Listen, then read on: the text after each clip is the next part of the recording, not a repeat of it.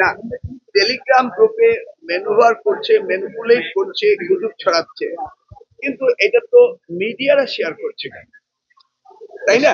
এটা তো আপনি না করলেও পারতেন। না, এটা আপনারও দায়িত্ব রয়েছে একটি নিউজ দেওয়ার আগে সেটাকে ভেরিফাই করা, তাই না?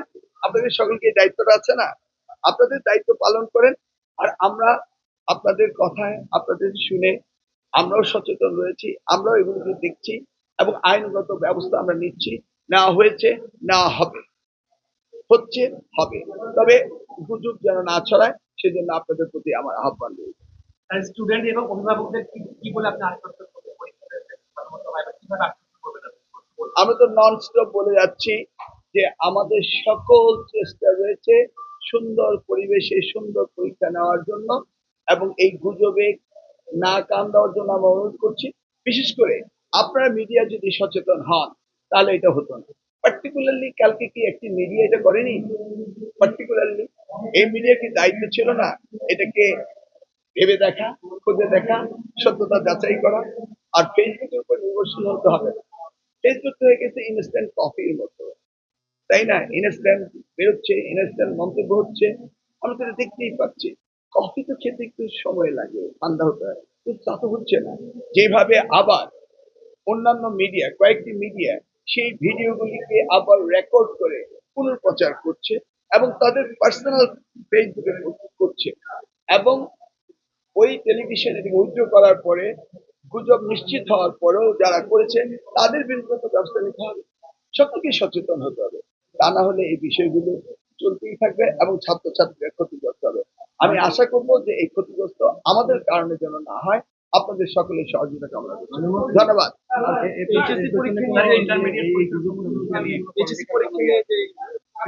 সেটা সেটা সেটা খুঁজে দেওয়ার দায়িত্ব আপনাদের, আপনারা খুঁজে দেবেন, বলবেন।